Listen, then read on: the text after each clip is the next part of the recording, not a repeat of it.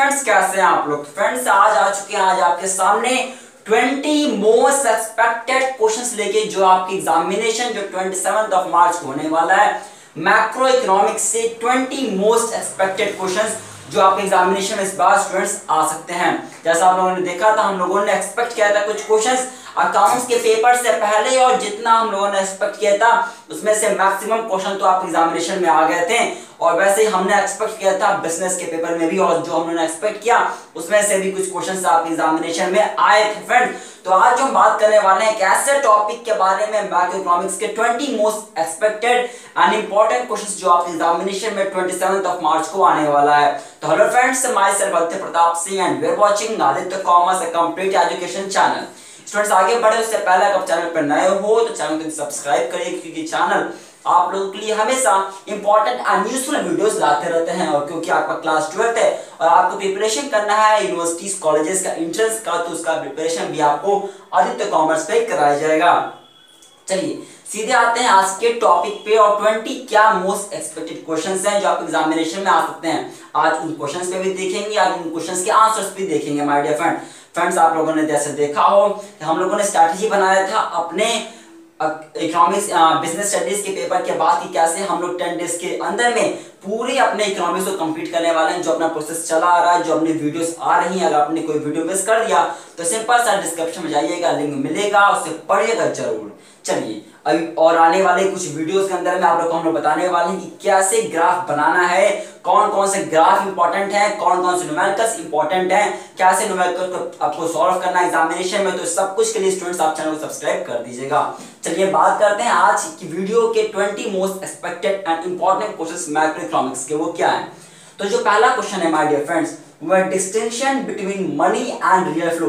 ये important question है कि मनी फ्लो में और रियल फ्लो में क्या डिफरेंस होता है। तो फ्रेंड्स जैसा हम सभी जानते हैं, सर्कुलर फ्लो ऑफ इनकम के अंदर में अगर एक हाउस होल्ड है और अगर एक फर्म है, तो फर्म हाउस होल्ड के लिए सर्विसेज प्रोवाइड कराता है, सर्विसेज उन्हें देता है, जबकि बदले में वो फर्म उनको मनी ट्रांसफर करता है। इन शॉर्ट कहा जाए तो जब कभी भी फ्लो होता है मनी का, पैसे का, तो उसको मनी फ्लो बोलते हैं। और जब कोई भी फ्लो होता है बिना मनी के अलावा, जैसे गुड्स एंड सर्विसेज का हो गया या किसी भी और चीज का हो गया मनी के अलावा, तो उसको बोलते हैं रियल फ्लो।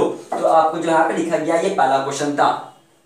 अगला क्वेश्चन है माय डियर फ्रेंड्स, डिस्टिंक्शन या give 2 examples of injection and leakage. Injection और लीकेज में क्या दो आपको एग्जांपल्स देने थे दोनों के। तो माय डियर फ्रेंड्स, इंजेक्शन का मतलब क्या होता है? इन्वेस्टमेंट। उसके दो आपके एग्जांपल क्या हो सकते हैं?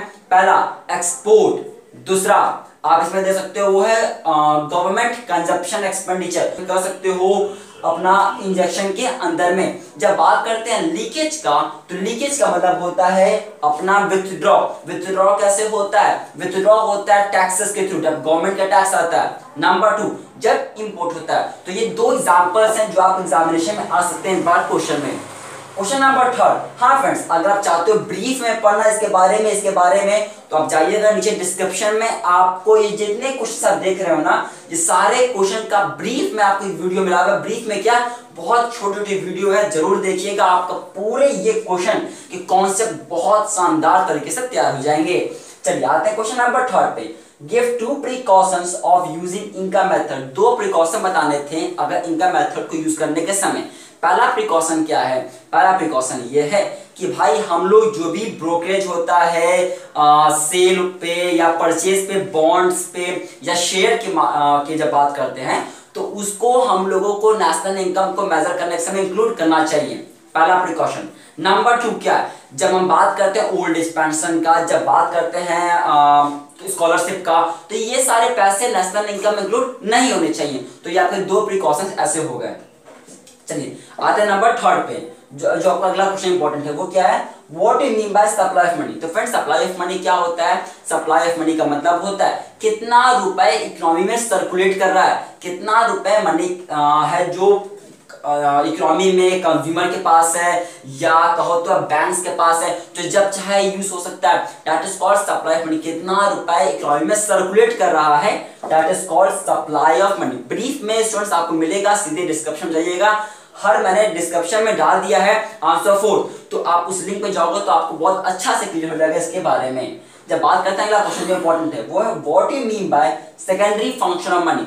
मनी का सेकेंडरी फंक्शन क्या होता है? तो फ्रेंड्स मनी के 3 सेकेंडरी फंक्शन होते हैं। पहला स्टैंडर्ड ऑफ डिफर्ड पेमेंट, दूसरा स्टोर ऑफ वैल्यू, तीसरा ट्रांसफर वैल्यू। स्टूडेंट ब्रीफ के लिए क्या करना है आपको इसका आंसर के लिए सीधे डिस्क्रिप्शन में जाना है, आपको समझ में आएगा कि तीनों पॉइंट क्या होते हैं, कैसे होते हैं। बहुत ही इंपॉर्टेंट होता है स्टैंडर्ड ऑफ डिफर्ड पेमेंट, तो आप जरूर इस वीडियो इसके आंसर के नीचे जो लिंक दिया गया आप तो जरूर देखिएगा फ्रेंड्स एक बार। अगला क्वेश्चन आपके यहाँ लिखा है मैंने से फॉर्मूला, मैंने यहाँ पे फॉर्मूला लिख के छोड़ दिया, क्यों? मैंने इसके अंदर में इनकम मेथड, एक्सपेंडिचर मेथड और वैल्यू एडेड मेथड, ये तीनों मेथड के फॉर्मूले आपको आने चाहिए। अगर आपने इन तीनों फॉर्मूले आपको तक समझ में नहीं आया या याद नहीं हुआ है तो क्या करना, सीधे डिस्क्रिप्शन में जाना है, आपको वहां पे लिंक दिया हूं मैंने आंसर 6 डाल के, जरूर देखिए उस वीडियो को, आपको पूरी अच्छे तरीके से फॉर्मूला तैयार हो जाएगा नेशनल इनकम का। फ्रेंड बहुत छोटी वीडियो, बहुत अच्छा से आपका नेशनल इनकम फॉर्मूले तैयार हो जाएंगे फ्रेंड। चलिए अगला ऑप्शन है explain the credit creation process. बिल्कुल आपको क्रेडिट क्रिएशन प्रोसेस जो कमर्शियल बैंक यूज करते हैं उसका आपको एक्सप्लेन करना है। तो फिलहाल तो पॉसिबल नहीं है कि आपको मैं एक्सप्लेन करूं क्रेडिट क्रिएशन प्रोसेस फिलहाल अभी, तो इसके लिए भी आपको जो लिंक है वो मैंने डाल दिया डिस्क्रिप्शन में, जरूर चेक करिएगा इस क्वेश्चन के आंसर के लिए। फ्रेंड्स ये कुछ ऐसे क्वेश्चंस हैं जो बहुत बहुत इंपॉर्टेंट है आपके एग्जामिनेशन में इस बार आ सकते हैं फ्रेंड्स, तो बिल्कुल भी इन क्वेश्चंस को आप इग्नोर ना कीजिएगा। अगला क्वेश्चन है friends what do you mean by monetary policy. चलिए अब बताता हूं आपको मॉनेटरी पॉलिसी क्या होता है, इसका लिंक है डिस्क्रिप्शन में, बट मैं आपको एक्सप्लेन कर देता हूं क्या होता है मॉनेटरी पॉलिसी। मॉनेटरी पॉलिसी एक ऐसी पॉलिसी होती है जिसको कौन बनाता है, आरबीआई बनाती है। किस लिए? पहली बात अवेलेबिलिटी ऑफ मनी के लिए, दूसरा यूज ऑफ मनी के लिए, तीसरा कॉस्ट ऑफ मनी के लिए। किस लिए?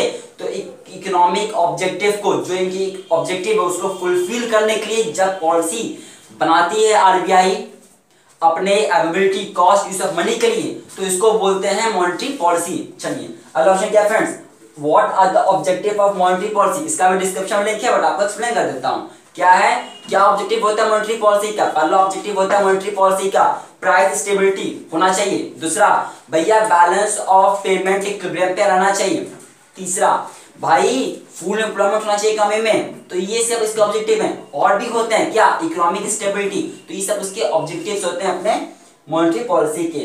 What do you mean by CRR SLR, इसका भी डिस्क्रिप्शन में लिंक है, जरूर देख सकते हैं आप। चलिए बात कर लेते हैं फिलहाल होता है क्या सीआरआर एसएलआर क्या होता है। डिपॉजिट का वो अमाउंट जो हर कमर्शियल बैंक आरबीआई के पास जमा करता है इसको बोलते हैं CRR, cash reserve ratio. Deposit का वो अमाउंट जो हर कमर्शियल बैंक उन जगहों पे इन्वेस्ट करता है जिन जगह पे आरबीआई उन्हें डायरेक्ट करता है, that is called SLR. Clear है फ्रेंड्स, बहुत इंपॉर्टेंट है, डिस्क्रिप्शन में लिंक है, जरूर देखिए एक बार चेक करिएगा। What do you mean by MPS? MPS का मतलब क्या होता है, मार्जिनल प्रोपेंसिटी टू सेव। इसका मतलब होता है कि भैया अगर मैंने इनकम में चेंज किया तो इनकम में चेंज करने की वजह से मैंने अपने सेविंग में कितना चेंज कर दिया, that is called marginal propensity to save. What do you mean by K? मैंने यहाँ पे सिर्फ K लिखा, K का मतलब क्या होता है, इन्वेस्टमेंट मल्टीप्लायर। क्या होता है my dear friends investment multiplier, इसका डिस्क्रिप्शन में लिंक है, आप चेक जरूर करिएगा फ्रेंड्स। जो भी मैं क्वेश्चन बता रहा हूँ इसका मैं आपको बता तो दे रहा हूँ बट आपको ब्रीफ में और बहुत बहुत अच्छे से ये क्वेश्चन आने चाहिए, तो इसलिए मैंने उन सारे क्वेश्चंस का आंसर मैंने डिस्क्रिप्शन में डाल दिया है। आंसर 8 लिंक है, आंसर 9 लिंक है, आप जरूर हर आंसर पे जाइए, लिंक पे क्लिक करिएगा, आपको बहुत अच्छे से आंसर क्लियर होंगे। मैं स्टूडेंट्स बार बार इसे रिपीट कर रहा हूँ कि कुछ ऐसे क्वेश्चंस हैं जो आप एग्जाम में आ सकते हैं, जैसे हमने एक्सपेक्ट किया था बिजनेस में, तो वो क्वेश्चन आपके एग्जामिनेशन में आए भी थे।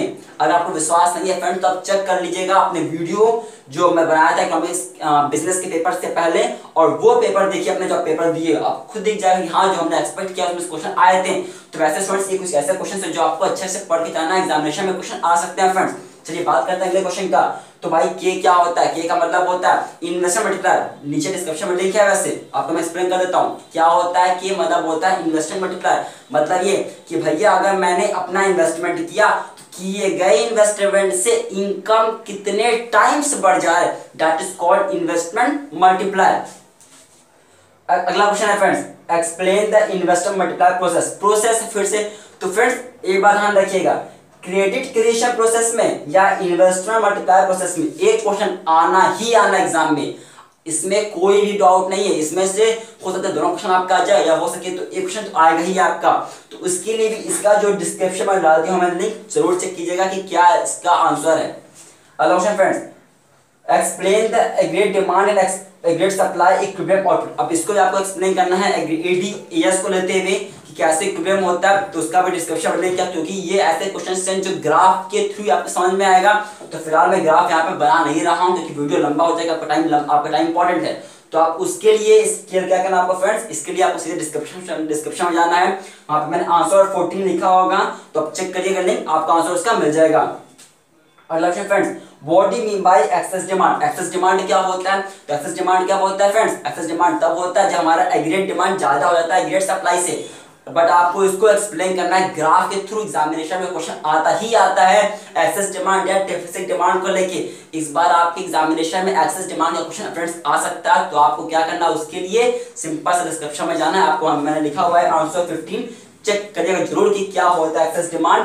ब्रीफ में ग्राफ के थ्रू आपको एक्सप्लेनेशन चाहिए जो नीचे मिलेगा फ्रेंड्स। चलिए आते हैं क्वेश्चन नंबर 16 पे। यहाँ पे देखिए फ्रेंड्स, यहाँ पे आज का क्वेश्चन नंबर 16 क्या है, what are the types of budget. Budget कितने तरह के होते हैं फ्रेंड्स, बजट अपने 3 तरह के होते हैं। कौन कौन से, पहला बैलेंस बजट, जिसका मतलब होता है budget receipt is equal to budget expenditure. दूसरा डेफिसिट बजट, मतलब क्या, budget expenditure is more than the budget receipt या रेवेन्यू। तीसरा क्या होता है, डेफिसिट सरप्लस बजट, जिसका मतलब क्या होता है, बजट रिसिप्ट या budget revenue is greater than budget expenditure. तो फ्रेंड्स ये अपने 3 तरह के बजट होते हैं। अगला क्वेश्चन फ्रेंड्स क्या है, right the implication of revenue deficit. तो रेवेन्यू डेफिसिट के आपको कुछ इंप्लीकेशन लिख रहे थे, इसका वीडियो में आपको नीचे डिस्क्रिप्शन में फ्रेंड्स आपको इसका लिंक मिल जाएगा। What do you mean by clean floating? Clean floating क्या होता है, जैसे हम सभी जानते हैं फ्रेंड्स, एक्सचेंज रेट 2 तरह के होते हैं, एक होता है फिक्स्ड एक्सचेंज रेट, दूसरा होता है flexible exchange rate. Flexible exchange rate के अंदर 2 अलग पार्ट होते हैं, कौन कौन से, क्लीन, दूसरा होता है डर्टी। तो यहाँ क्वेश्चन था कि क्लीन फ्लोटिंग क्या होता है, तो फ्रेंड्स क्लीन फ्लोटिंग का मतलब होता है जब एक्सचेंज रेट वर्क करता है और उसके बगल में सेंट्रल बैंक खड़ा है, इवन जब सेंट्रल बैंक एक वो गारंटी देता है कि जो भी आप एक्सचेंज कर रहे हो रेट्स को एक करेंसी दूसरे कंट्री में, वो सब कुछ सही है, उसके लिए सेंट्रल बैंक वहां पे खड़ा हुआ है पहले से, जो भी प्रॉब्लम होगा वो डील करने के लिए अपना, that is called clean floating. Right the 3 causes of disequilibrium of balance of payment. तो फ्रेंड इसका भी आपको आंसर नीचे डिस्क्रिप्शन में मिल जाएगा, मैं आपको एक्सप्लेन करता हूं सिर्फ पॉइंट्स में क्या क्या हो सकता है। पहला फॉरेन डिमांड हो गया, या inflationary pressure in the economy हो गया, पॉपुलेशन प्रेशर हो गया, तो कुछ आपको ऐसे पॉइंट्स होगा फ्रेंड्स। इसके आपको नीचे फ्रेंड्स डिस्क्रिप्शन में लिंक मिलेगा, जरूर देखिएगा इसको ब्रीफ में समझने के लिए। चलिए अगला क्वेश्चन क्या है friends, explain the determination of exchange rate in a free market. तो आपको इसका भी एक्सप्लेन करना था, तो फ्रेंड्स ये भी आपका आंसर जो है ये ग्राफ के थ्रू ही एक्सप्लेन हो पाएगा, इसके नीचे डिस्क्रिप्शन फ्रेंड्स लिंक है, आप जरूर देखिएगा। तो फ्रेंड्स ये थे आज के 2020 most important questions macro economics के। फ्रेंड्स अपना एक वीडियो है 20 most important question micro economics का, और आज था 20 most important and expected question of macro economics जो एग्जामिनेशन में 27 मार्च को आ सकता है। फ्रेंड्स इन क्वेश्चंस को बिल्कुल इग्नोर ना कीजिएगा, हर क्वेश्चन का आपको नीचे डिस्क्रिप्शन में लिंक है, जरूर जाइए जरूर देखिए। आपको ये 20 क्वेश्चंस इतने अच्छे से तैयार होने चाहिए, जैसे ये क्वेश्चन अगर एग्जामिनेशन में आए तो आप अपने आंसर सबसे पहले लिख दो फ्रेंड्स। तो फ्रेंड्स ये थी आज की वीडियो को लाइक शेयर जरूर करिएगा, चैनल पर अगर आप नए हो चैनल को सब्सक्राइब करिएगा, वीडियो को लाइक शेयर करते रहिएगा फ्रेंड्स, और भूलिएगा नहीं आप लोग के लिए ले आने वाले हैं बहुत जल्दी इंपॉर्टेंट ग्राफ कैसे बनाना है और क्या होते हैं और कैसे उसको प्रेजेंट करना है आंसर्स को, और साथ साथ फ्रेंड्स आप लोग के लिए न्यूमेरिकल की भी वीडियोस आज कमेंट्स में आने वाली है, तो नेक्स्ट वीडियो।